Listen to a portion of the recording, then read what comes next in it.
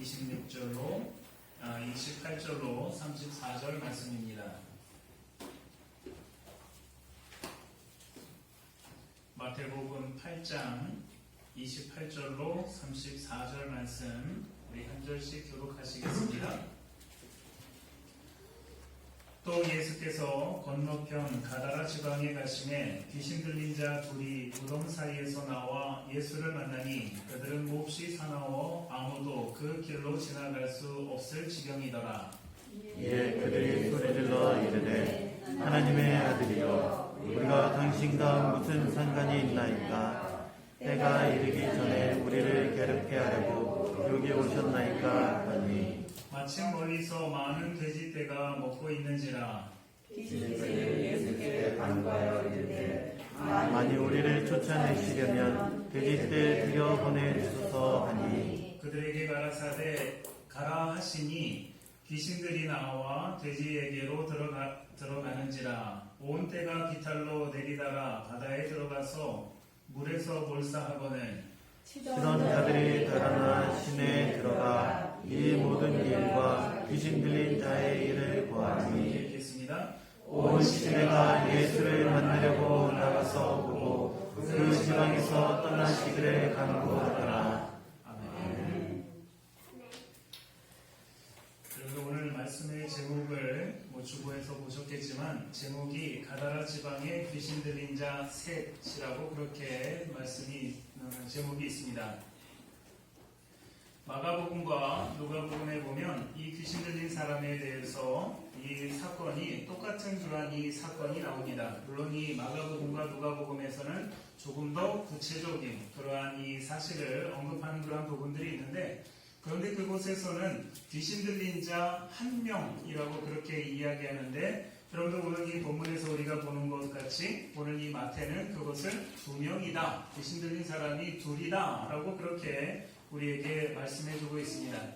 그런데 제가 이 설교를 준비하는 과정에서 오늘 이 말씀을 또다시 이렇게 보니까 그 가운데 또 다른 사람의 귀신 들린 그러한 사람의 모습이 발견이 되어서 오늘 이 제목을 가다라 지방의 귀신 들린 자 셋이라고 그렇게 정하게 되었습니다. 여러분들 귀신 들렸다라고 하는 그 말의 뜻은 무엇일까요? 귀신 들렸다라고 하는 그 말의 뜻. 여러분들 우리는 많은 부분에서 여러분들도 아마 신앙생활 하시면서 경험하셨을 줄 압니다. 귀신 들렸다. 어떤 사람이 귀신 들렸다. 이런 모습에 대해서 우리는 많이 경험했을 수 있겠지만 오늘 이 시간 우리가 성경적으로 그 귀신 들렸다라는 것이 어떤 의미겠느냐라는 것을 우리가 먼저 언어적인 것으로 찾아보겠습니다. 헬라어로 이 귀신 들렸다라고 하는 그 말은 다이모니 조마이라고 그렇게 얘기합니다. 다이모니 조마이. 이것은 마귀, 귀신이라고 하는 단어, 다이몬이라고 하는 단어가 있습니다. 그것도 헬라어인데 다이몬. 그런데 여러분들 영어로도 귀신을 우리가 뭐라고 얘기합니까? 디몬이라고 그렇게 얘기해요. 디몬. 그래서 이 디몬이라고 하는 그 단어, 이 사탄, 마귀라고 하는 그 단어가 다이몬, 이 헬라어에서 온 그 단어입니다. 그리고 소유하다, 대동하다, 고수하다 라고 하는 그 의미를 가진 동사 엑소의 형용사형으로 오늘 다이모니 조마이라고 하는 그런 이 조사처럼 붙은 그 단어의 뜻은 형용사의 엑소의 형용사형 그런 어미를 이야기합니다.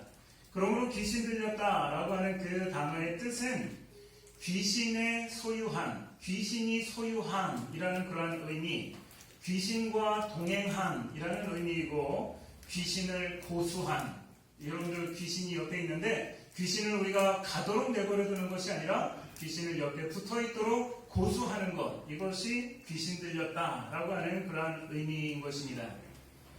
이는 귀신이 그 사람의 전 인격을 소유함으로 그 사람의 의지와는 전혀 상관없이 귀신이 하고자 하는 대로 움직일 수밖에 없는 그러한 상태입니다. 그렇기 때문에 성경에서 귀신 들린 사람의 모습을 보면 여러분들 첫 번째 특징은 뭘까요? 사람들과 어울려 살지 못한다는 것입니다. 여러분들 사람들과 어울려 살지 못하면서 안하무인의 그러한 모습을 우리는 보고 있습니다. 자기가 하고 싶은 대로 하고, 옷을 벗고 싶으면 아무 데서나 옷을 벗고, 아니면 소리 지르고 싶으면 낮이나 밤이나 가리지 않고 소리 지르는 그런 모습이 귀신 들린 사람의 모습이 있습니다. 여러분들 사람의 말에 귀를 담아 들을까요? 사람의 말에 귀를 담아 듣는 것이 아니라 내가 하고 싶은 대로 말하는 것, 그것이 귀신 들린 사람의 특징입니다. 그리고 자기의 몸을 해합니다. 그것뿐만 아니라 여러분들 귀신 들린 사람의 특징 중에 하나는 무기력하다라는 것입니다.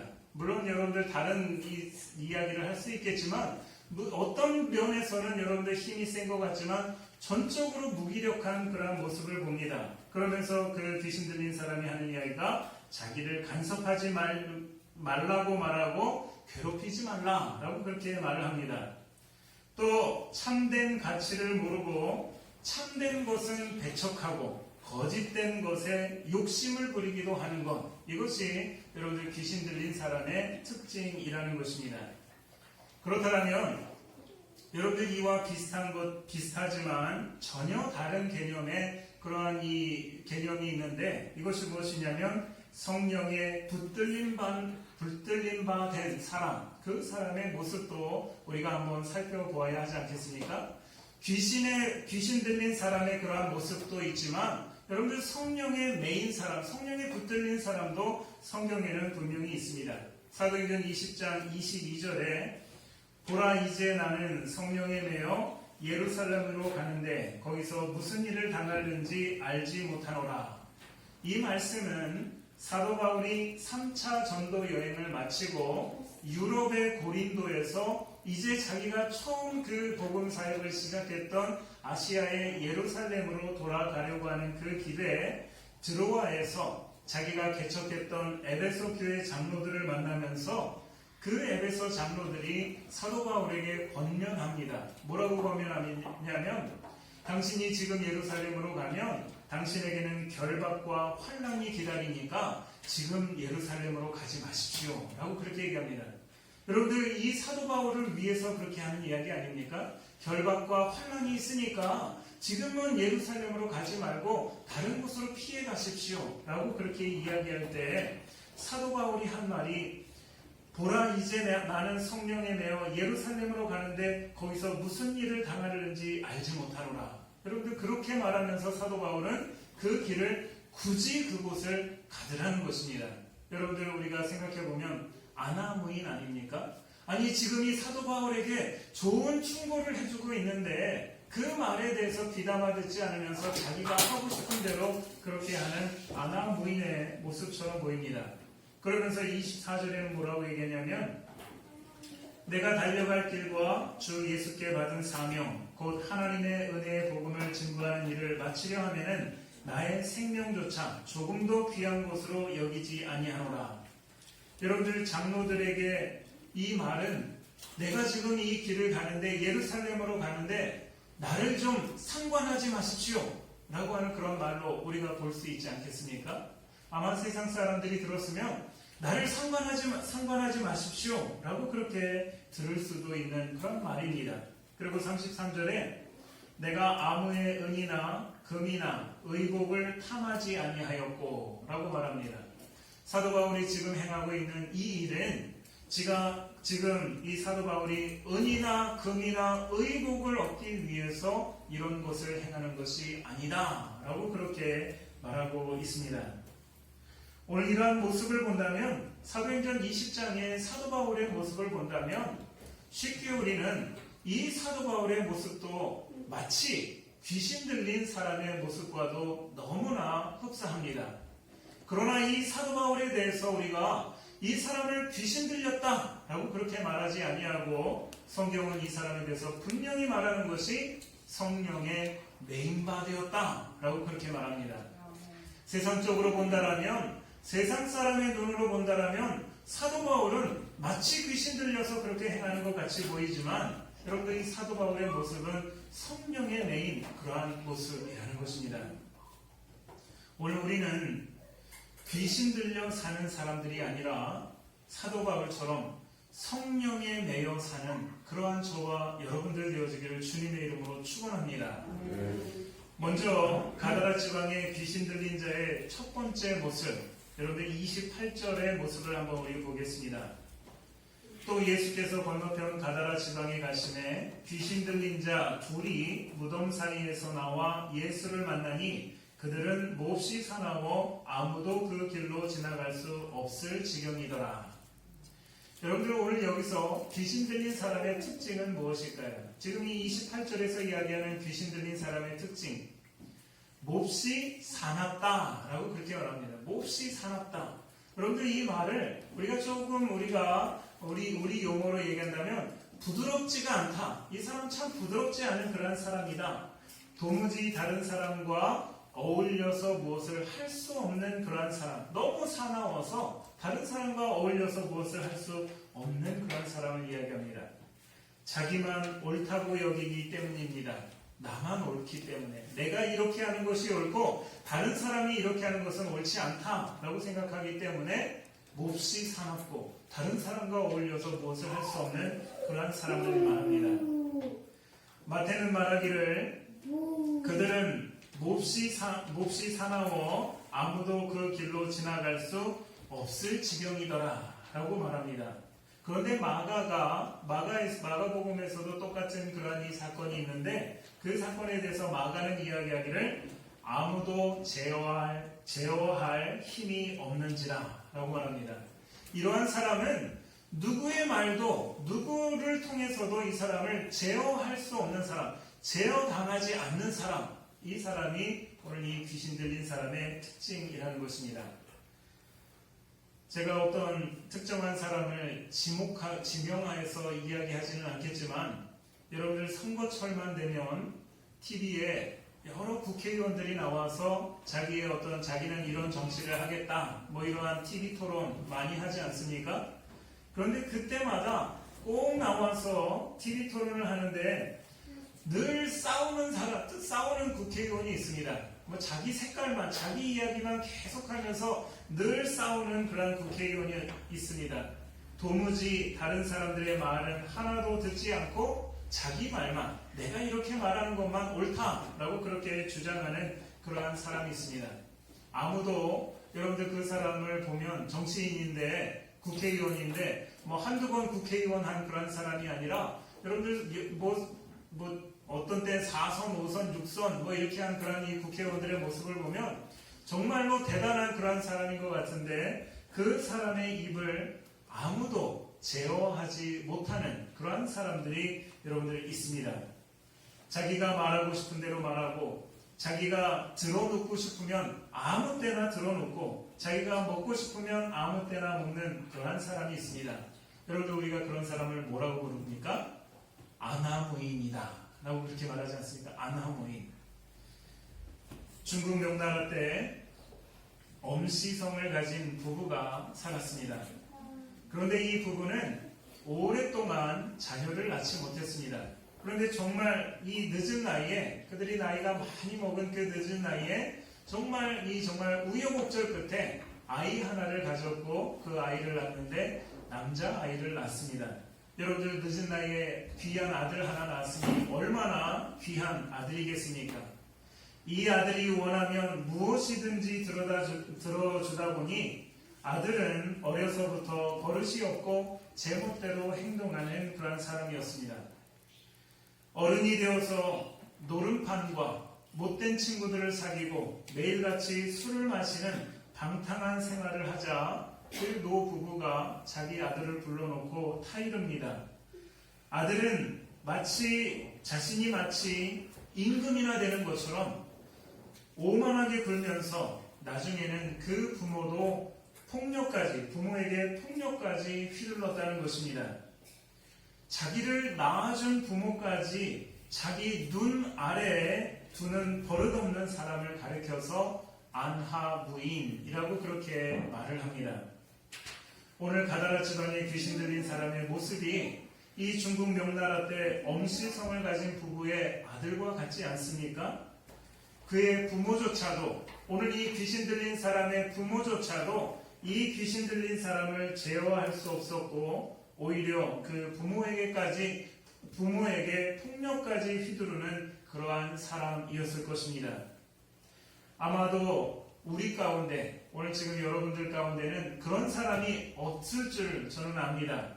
그러나 여러분들 지금 이 시대 뉴스를 보면 얼마나 많은 사람들이 이렇게 안하무인으로 사는 그러한 사람들이 얼마나 많이 있습니까? 여러분들 이것을 가리켜서 이렇게 안하무인으로 사는 그 사람, 이것을 성경은 귀신 들렸다, 그 사람은 마귀에게 속했다 라고 그렇게 말하는 것입니다. 그렇다면 성령의 매인 사람은 어떨까요? 사사기 13장 25절에 보면 나시린으로 태어났던 삼손에 대해서 말하고 있습니다. 사사기 13장 25절에 여호와의 영이 그를 움직이기 시작하셨더라 라고 말합니다. 여호와의 영, 즉 성령이 삼손을 움직이기 시작했다 라고 말합니다. 마치 귀신 들린 사람처럼 이 삼손에게 눈이 뒤돌아가게 하고 다른 사람들에게 안하무인으로서 이 성령이 삼손을 움직이신 것이 아니라, 영어 성경에서는 여기 움직이다 라고 하는 이 동사를, 이 단어를 to steer 라는 그 단어를 썼습니다. 여러분들 믹스커피 드시지 않습니까? 믹스커피? 그런 믹스커피를 드시기 위해서 사람들마다 방법은 다르겠지만 저 같은 경우는 먼저 믹스커피를 따서 종이컵에다 붓고 뜨거운 물을 넣은 다음에, 여러분들 그 다음에 여러분들 우리는 똑같은 일을 아마 할 것입니다. 어떻게 할까요? 뭐 티스푼이라든지 젓가락이든지 이걸 가지고 여러분들 이거를 잘 몇 번 이제 저은 다음에 그 다음에 마십니다. 여러분들이 여기서 이야기하는 이 티스푼으로 믹스커피를 젓는다 라고 얘기할 때 그 단어가 오늘 이 삼손에게 성령이 삼손을 움직이기 시작했다, 그 움직이다 하는 동사 to steer, 젓다 라고 하는 그 같은 말을 사용하고 있다는 것입니다. 여러분들 커피 드실 때 뜨거운 물에다가 여러분들 커피 믹스 놓고서 그냥 벌컥벌컥 드시는 분 계십니까? 없습니다. 왜 저을까요? 여러분들 왜 저으십니까? 맛이 골고루 배가고 맛있으라고 여러분들 그렇지 않겠습니까?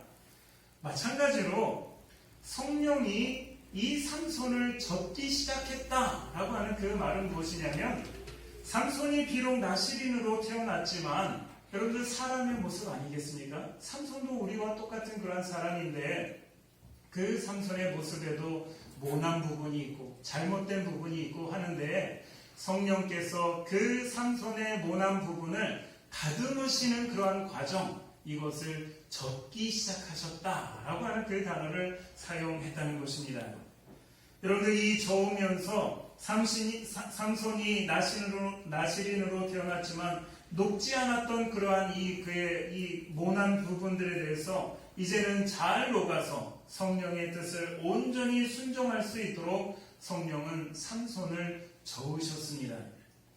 성령에 매였다는 것은 이처럼 성령의 저으심을 받았다라고 하는 말씀입니다. 오늘 저와 여러분들, 우리가 성령의 저으심을 받았다, 이 성령에 매었다는 것은 성령이 오늘 저와 여러분들 저으셨다라고 하는 그런 의미인 것입니다. 마찬가지로 성령은 지금도 우리를, 여러분들 이 삼손뿐만 아니라 오늘 저와 여러분들 우리를, 지금 성령은 우리를 젓고 계십니다. 우리의 모난 것이 녹아서 맛을 내기 위해서 지금도 우리를 저으십니다. 그래서 안하무인으로서가 아니라 성령에 감동된 부드러운 자가 되도록 저으십니다. 사탄처럼 그 인격을 사로잡아서 그를 제어할 수 없도록 만드는 것이 아니라 성령에 감동되어서 스스로 선택하고 일어서서 행하도록 하시는 것이 성령의 역사인 것입니다. 두 번째로 가다라 지방의 귀신 들린 자의 두 번째 모습은 29절에 나와 있습니다. 이에 그들이 소리질러 이르되 하나님의 아들이여 우리가 당신과 무슨 상관이 있나이까? 때가 이르기 전에 우리를 괴롭게 하려고 여기 오셨나이까? 하더니, 마가복음과 누가복음에 의하면 이들은 무덤 사이에서 지냈다라고 그렇게 말을 합니다. 여러분들 무덤은 어떤 곳일까요? 죽은 자들의 시체를 묻어놓은 것이 무덤 아니겠습니까? 여러분들 공원묘지를 한번 가보시면 그 공원묘지에 가보면 저도 뭐 최근에 이 천안 시립공원묘지를 가서 참 놀랬지만 아니 이렇게 넓은 땅에 사람들을 묻어놓고 그렇게 매장시켜 놨나? 이렇게 생각이 들 만큼 여러분들 엄청난 양의 무덤이 가득한 곳이 공원묘지입니다. 그런데 여러분들 한번 생각해 보십시오. 물론 이 돈을 많이 들여서 뭐 띄엄띄엄 이렇게 무덤을 해놓은 데도 있지만 어떤 데 가보면 30cm도 채 떨어지지 않고 사람을 이렇게 시체를 묻어놓은 그게 다닥다닥다닥 이렇게 붙어 있습니다. 땅에 묻은 그런 이 시체를 볼 때 그러면 여러분들 그 안에는 어떤 사람은 저 남도 쪽에서 태어나서 이 사투리를 쓰는 사람도 있고 어떤 사람은 저 북쪽에서 태어나서 서울 말을 쓰는 사람도 있고 여러분들 우리가 그렇다면 지역 감정을 가지고 여러분들 분명히 싸울 수 있는 그러한 그렇게 다닥다닥 붙어놨다면 싸울 수 있는 그러한 자리인데 그곳은 아무 말도 하지 않습니다.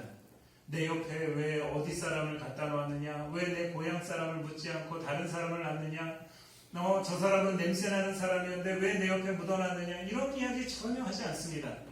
나는 살았을 때 부자로 살았는데 왜 가난한 사람을 내 옆에다 묻어놨느냐, 이것도 따지지 않습니다. 나는 남자인데 왜 여자를 옆에다 묻어놨느냐, 이것도 따지지 않습니다. 성별도 상관없고 부자이거나 가난하거나 상관없고 어디에서 태어났느냐, 심지어 흑인을 갖다 묻어놔도 여러분들 이 공원 묘지에서는 아무도 그것에 대해서 불평하지 않고 아주 조용한 곳이 공원 묘지인 것입니다. 여러분들 이곳에는 누가 사는 곳입니까? 죽은 시체들이 사는 곳입니다. 죽은 시체들을 묻는 곳, 그곳이 공원, 이 공동묘지입니다. 그런데 오늘 이 귀신 들린 사람이 그가 살아가는 그곳이 바로 이 공동묘지 사이에서 그가 지내면서 예수님을 만났을 때 그가 하는 이야기가 이렇습니다. 우리가 당신과 무슨 상관이 있나이까? 우리가 당신과 무슨 상관이 있나이까? 그런데 이 말을 여러분들 다른 성경 중에 공동번역이라고 하는 성경에서는 이것을 뭐라고 얘기했냐면 어찌하여 우리를 간섭하시려는 것입니까? 라고 그렇게 말합니다. 어찌하여 우리를 간섭하시려는 것입니까? 귀신들이 예수님의 간섭, 사람들의 간섭받는 것을 몹시 싫어하기 때문에 그 사람들과 어울려 살지 않고 아무도 나를 간섭하지 않고 내가 옷을 벗든지 먹든지 잡든지 눕든지 아무 상관하지 않는 그 무덤 사이에서 지내던 그러한 사람들이 귀신 들린 사람의 모습입니다. 그러면서 여러분들 이 뭐라고 얘기합니까? 우리를 괴롭게 하려고 여기 오셨나이까? 우리를 괴롭게 하려고 여기 오셨나이까? 그런데 마가복음에서는 조금 더 이 말을 실질적인 우리의 삶의 용어로 얘기합니다. 나를 괴롭히지 마옵소서 라고 얘기합니다. 여러분들 이 말을 붙여서 얘기하면 뭐라고 얘기할까요? 나는 만사가 귀찮은 사람이니 나를 좀 제발 괴롭히지 좀 마소서 라고 그렇게 얘기하는 것이 오늘 이 귀신 들린 사람이 예수님에게 하는 말입니다.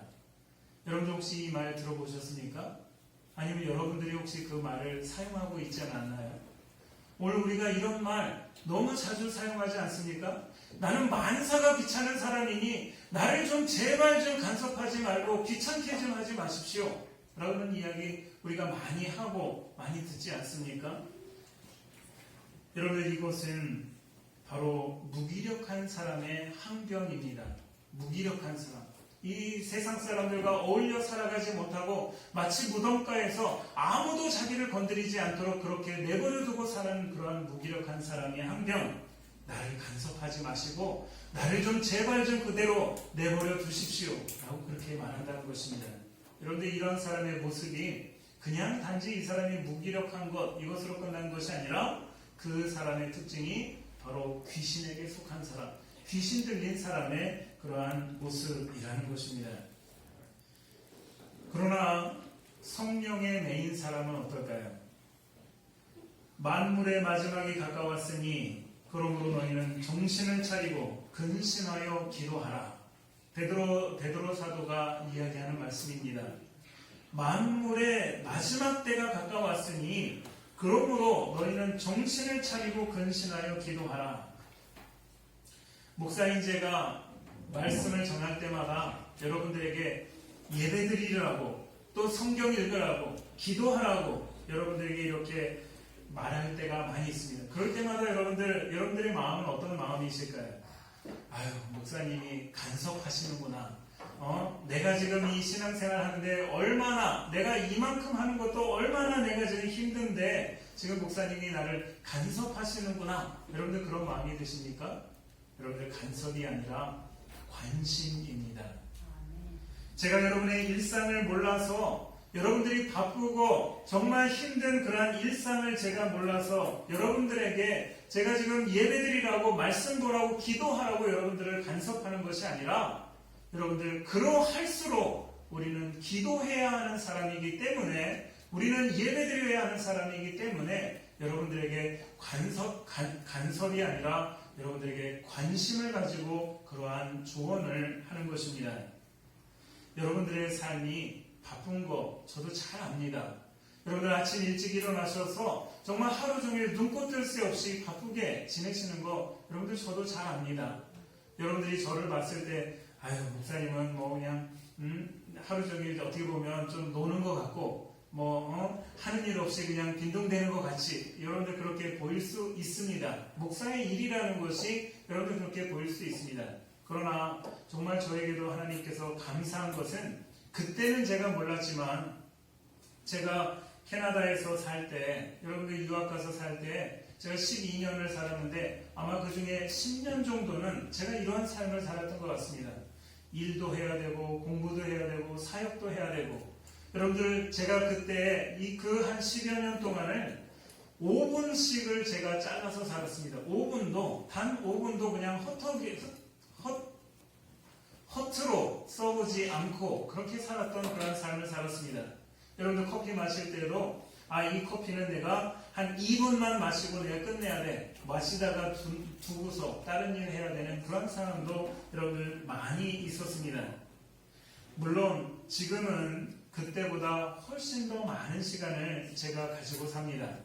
그런데 물론 지금은 그때보다 성경을 읽을 시간이 여러분들 지금은 그때보다 시간이 더 많지만 제 삶에 그때만큼 성경을 많이 읽은 적이 없습니다. 시간이 없어서 시간을 5분 단위로 쪼개서 사는 그때에 여러분들 지금보다 성경을 훨씬 더 많이 읽었을 뿐만 아니라 여러분들 그때 이 캐나다에서는 새벽 예배하는 교회가 거의 없습니다. 우리 교회도 새벽 예배를 하지 않기 때문에 일 끝내고 저녁 11시 넘어서 11시 반 돼서 여러분들 아무도 없는 그 깜깜한 교회 예배당 가서 하나님 앞에 기도하고 가는 그 삶을 여러분들 했습니다. 지금보다 훨씬 시간이 없고 바쁜 그때에도 여러분들 더 많이 성경 읽고 더 많이 기도하던 그때 여러분들 그때 하나님의 은혜가 저에게 더 충만했던 것을 기억합니다. 사랑하는 성도 여러분, 지금은 정신을 차리고 기도할 때입니다. 나를 간섭하지 마세요. 나를 괴롭게 하지 마세요. 여러분들 이것은 간섭이 아니라 관심입니다. 예수님께서 지금 가다라 지방에 귀신 들린 자를 간섭하시기 위해서 여러분들 이 8장 앞절에 우리가 지난 시간에 보았던 것처럼 그 폭풍우를 뚫고 지금 예수님이 이 가다라 지방에 오셨습니까? 예수님이 얼마나 피곤하셨으면 그 폭풍 가운데서 그 뱃머리에서 주무셔야 하는 그 상황인데 얼마나 피곤하신데 그 밤에 쉬지 못하고 여러분들 이 밤에 폭풍을 뚫고 이 가다라 지방에 귀신 들린 자를 간섭하시려고 예수님이 오셨습니까? 여러분들 이거는 관섭이 아니라 관심이요 예수님의 사랑입니다. 예수님은 오늘 이 가다라 지방에 이 귀신 들린 자를 만나시고 그 지역에 있는 사람들을 통해서 여러분들 쫓김을 당하셔서 이 지역에서 이제 쫓김을 당하십니다. 예수님의 사랑이 여러분들 이 사람들을 찾아오셨음을 우리가 기억하시면서 여러분들 오늘 우리 안에도 간섭이 아니라 우리 주님께서 하나님이 우리 보고 예배하고 말씀 보고 기도하라는 것이 간섭이 아니라 여러분들 우리의 관심인 것을 기억하시기 바랍니다. 요즘 안양 유원지 입구에 보면 갈멜산 기도원이라고 있습니다. 여러분 가보신 분들도 여러분 계시겠지만 이 갈멜산 기도원 입구에 플랜카드 하나가 파란색 바탕으로 플랜카드 하나가 이렇게 붙어서 이렇게 쓰여 있습니다. 그래서 기도하고 그래도 기도하라. 여러분들 무슨 말씀인지 이해되십니까? 여러분들의 삶이 그래서 그렇기 때문에 여러분들 기도해야 합니다. 그리고 그래도 기도하라 라고 말합니다. 난 이렇게 해서 기도 못합니다. 난 시간이 없습니다. 뭐가 없습니다. 여러분들 핑계댈 것이 아니라 그래도 기도하라. 이것이 여러분들 이 플랜카드에 적혀져 있습니다. 사랑하는 성도 여러분, 그래서 기도하고 그래도 기도하시기를 주님의 이름으로 축원합니다. 세 번째로 가다라 지방의 귀신 들린 자의 세 번째 모습은 34절입니다.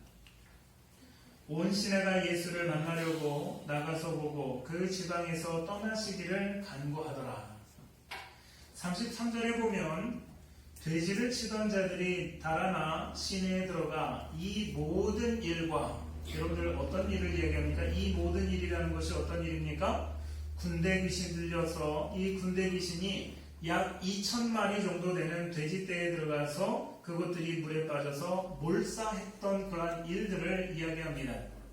그리고 귀신 들린 자의 일을 말했다라고 말하는데, 여러분들 귀신 들린 자의 일이라는 것이 무엇입니까? 오늘 이 마태복음에서는 그것을 잘 이야기하지 않지만 마가복음과 누가복음에서는 그렇게 얘기합니다.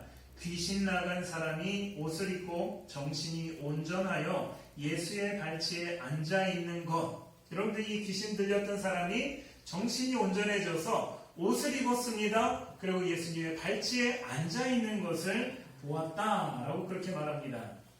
그리고 그들의 반응이, 여러분들 누가복음에서는 뭐라고 얘기했냐면, 그 귀신 들렸던 사람이 정신이 온전해서 옷을 입고 예수님의 발 앞에 앉아있는 것을 보면서 그들은 두려워했다라고 말합니다. 여러분들 이게 두려워할 일입니까? 귀신 나간 사람이 옷을 입고 정신이 온전하여 예수의 발치에 앉아있는 것을 보면, 아, 김씨, 당신이 이제 괜찮아졌구나. 당신이 이제 정말 회복됐구나. 여러분들 기뻐하고 즐거워해야 할 그런 일 아닙니까?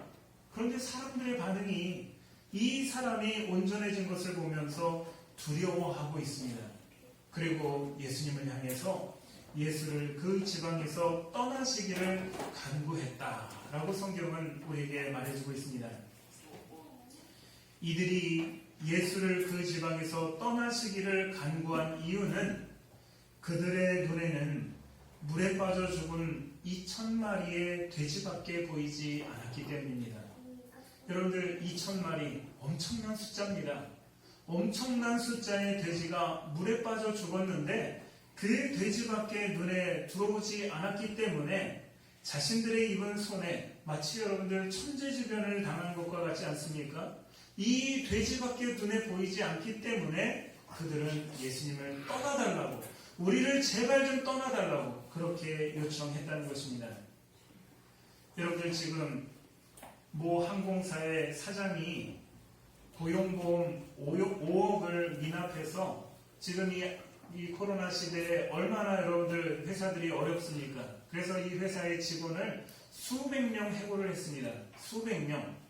그러면 수백 명 플러스 그 사람이 속해 있는 그 가정까지 한다면 여러분들 그 여파는 수천 명이 될 수도 있는 거 아니겠습니까? 그런데 그 사람들이 이 사장이 5억의 고용보험을 내지 않음으로 말미암아 실업급여를 한 푼도 못 받게 되었다라고 말합니다. 얼마나 여러분들 가슴 아픈 일입니까? 이 수천 명의 그 사람들, 해고된 수백 명의 사람들과 포함해서 그 가족까지 얘기한다면 수천 명이 지금 고통을 당하고 있는데 이 항공사의 사장은 여러분들 수백억의 재산가입니다. 그렇다면 5억 자기 돈으로 내놓을 수도 있는 것. 물론 그 5억도 이미 직원들이 지불한 그러한 이 돈이지만 그거 내놓지 않고서 여러분들 지금 이 버티고 있는 그러한 모습을 우리는 뉴스를 통해서 봅니다. 5억이라고 하는 그 돈덩어리, 그거 하나를 바라보고 있기 때문에 그것 때문에 고통당하는 수천 명의 사람들을 보지 못하는 오늘 이 모 항공사의 여러분들 이 사장, 이 사람이 여러분들 이 가다라 지방에 2,000마리의 돼지가 죽은 것을 보면서 예수 그리스도를 그 지방에서 떠나달라고 그렇게 요청한 그 사람과 다를 것이 무엇이냐는 것입니다. 이런 자들은 자신의 욕심 때문에 예수를 그 지방에서 떠나시기를 간구합니다. 예수보다 돼지를 더 사랑했기 때문입니다. 여러분들 그 하찮은 돼지를 예수님보다 더 사랑했습니다. 귀신에 소유된 자는 욕심 때문에 정작 중요한 것을 보지 못하는 자입니다. 여러분들 추석 연휴에 어떻게 보내셨는지 모르지만 저는 TV를 봤는데 TV 드라마에서 옛날 드라마 전원일기를 봤습니다. 혹시 보셨습니까? 전원일기? 요즘 전원일기도 하고 수사반장도 TV에서 재방송을 많이 하는데 옛날에 다 보셨기 때문에 이해가 잘 되실 거라 믿습니다. 그 내용 중에 하나는 김 회장님 댁에 둘째 아들 있습니다. 누군지 다 아시죠? 그 둘째 아들의 아내인 순영 씨라는 그런 사람이 있습니다. 순영이라는 그러한 둘째 며느리가 있습니다. 그런데 이 며느리가 여러분들 이 김 회장님 댁에 큰 아들도 그 집에 살고 둘째 아들은 이 사랑방 작은 방에서 여러분들 이 곁들어 살아가고 있는 그 모습을 보면서 분가해야 되겠다라는 그런 마음을 먹습니다.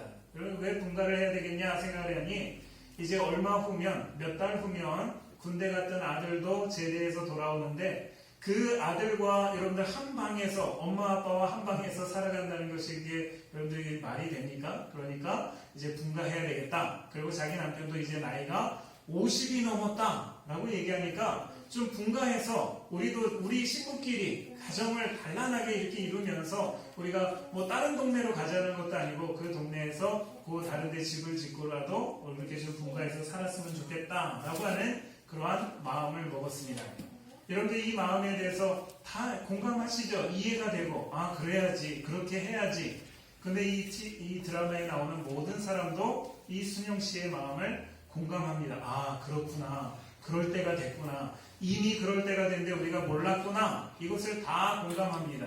그런데 여러분들 여기 TV에 나오는 드라마에서 순영 씨는 어떻게 했을까요? 이 자기의 삶을 독립해서 분가해서 개인의 그러한 이 삶을 누리기 위해서 하나하나 준비해 갑니다. 무엇을 준비해 가냐면 자기 남편이 나왔던 그 사진 앨범, 형님 댁에 있는 그 앨범에서 자기 남편 사진을 떼오고 자기가 챙기는 겁니다.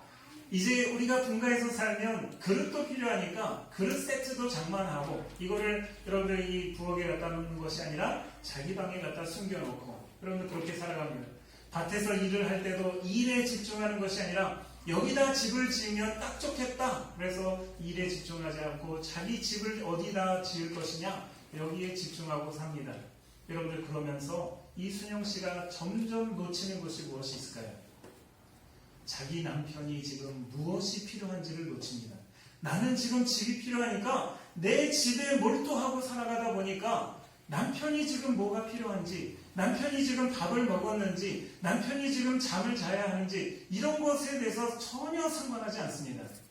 자기 집안에 지금 여러 가지 필요한 것들이 있는데 그 필요한 것들에 대해서 전혀 관심이 없습니다.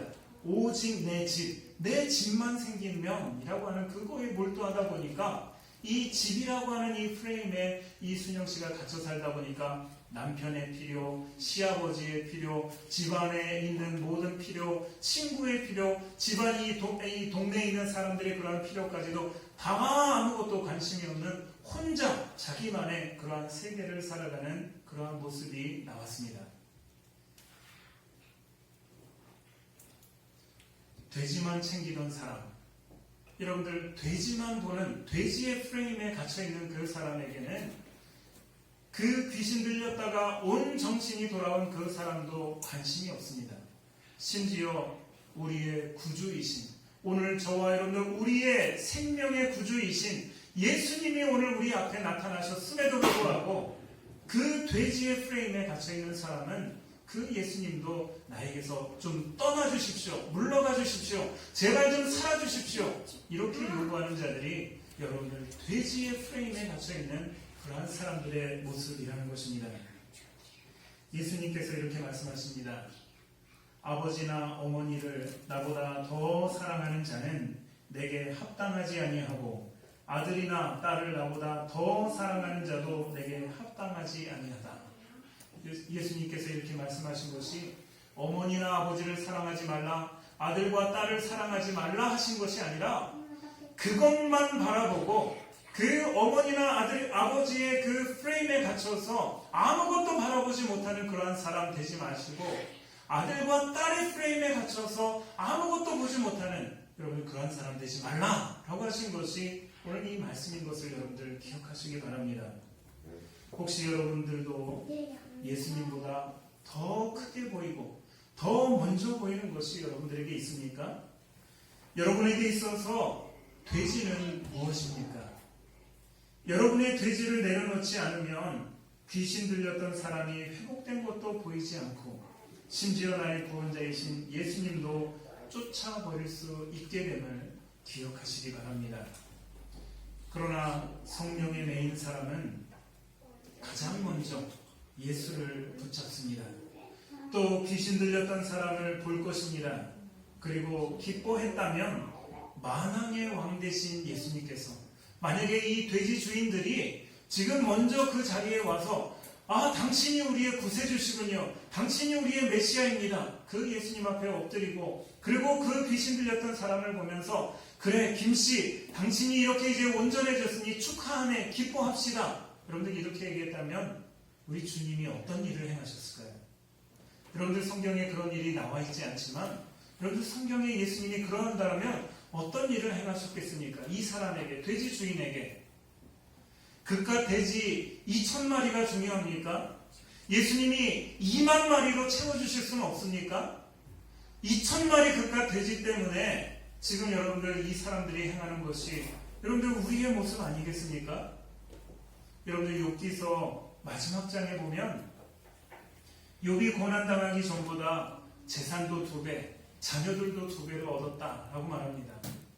욥에게 있어서 2배로 주셨다. 이것이 복이 아니라 여러분들 욥기서를 우리가 1장부터 42장까지 끝까지 다 봐야 하는 것이 무엇이냐면 그 고난 가운데서도 여러분들 이 자신의 재산과 자신의 자식들이 그렇게 죽은 것뿐만 아니라 자기의 친구 3명이 와서 그렇게 욥을 괴롭혔음에도 불구하고 욥은 한 번도 하나님을 외면하지 않고 하나님을 한 번도 원망하지 않습니다.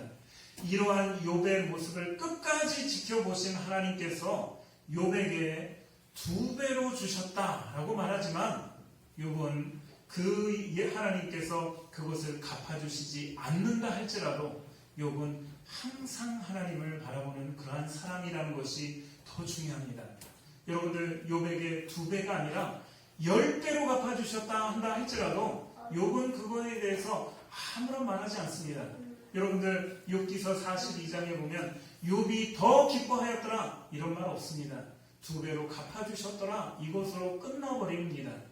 마찬가지로 오늘 여러분들 돼지 2,000마리 물론 귀하고 큰 것 맞습니다. 그러나 그것이 아니라 예수를 먼저 바라볼 때에 2,000마리가 아니라 그 2,000마리를 지금 하나님께서 이 한 영혼을 위해서 사용하셨더라면 그 사람 돼지 주인에게 하나님은 2배가 아닌 10배도 갚아주실 수 있는 분이 바로 우리 주님이신 것을 기억하시면서 여러분들 우리는 항상 언제나 내가 갇혀있는 그 프레임의 돼지를 보는 것이 아니라 우리 예수 그리스도를 바라보시기를 주님의 이름으로 축원합니다. 결론입니다. 귀신에게 소유되어서 아나무인이 아닌 성령에 매여 성령의 저으심을 받아 성령에 감동되어 스스로 선택하고 일어서서 행하시기를 바랍니다. 귀신에게 소유되어서 무기력하여 간섭하지 말라고 괴롭히지 말라고 하지 마시고 성령에 매여 정신을 차리고 근신하여 기도하시기를 바랍니다. 귀신에게 소유되어서 자기 욕심 때문에 돼지만 보고 예수님을 떠나달라고 하지 마시고 나의 돼지보다 내가 가지고 있는 그 돼지보다 먼저 주님을 바라보시고 욥과 같은 복된 사람 되어주시기를 바랍니다. 기도하시겠습니다. 사랑의 하나님 아버지, 오늘 가다라 지방에 귀신 들린 사람들의 그러한 모습을 봅니다. 성경은 2명의 그러한 귀신 들린 사람이라고 이야기하지만 오늘 우리가 말씀을 보니 그 지역에 있는 돼지 주인들도 다 귀신 들려서 하나님을 바라보지 못하고 메시아를 바라보지 못하고 오히려 예수님을 떠나달라고 그렇게 요청했던 그런 자들의 모습이 하나님 오늘 우리의 모습과 너무나도 닮아 있습니다. 오늘 우리가 갇혀있는 우리의 돼지 프레임, 내가 지금 이것만 해결하면 내 삶이 좀 윤택해질 것이고 내 삶이 좀 괜찮아질 것이라고 하는 그 내가 갇혀있는 그 프레임에서 벗어나게 하시고 우리가 살아계신 예수 그리스도를 바라볼 수 있는 은혜를 우리 모두에게 허락하여 주시옵소서. 그래서 하나님이 우리 가운데 베풀어 주시는 은혜, 이것이 우리의 삶의 2배가 아니라 10배가 된다 할지라도 그거보다 더 중요한 것은 바로 살아계신 하나님이시고 우리 구주이신 것을 기억하도록 인도하여 주시옵소서. 모든 말씀을 주 예수 그리스도의 이름으로 간절히 기도하옵나이다. 아멘.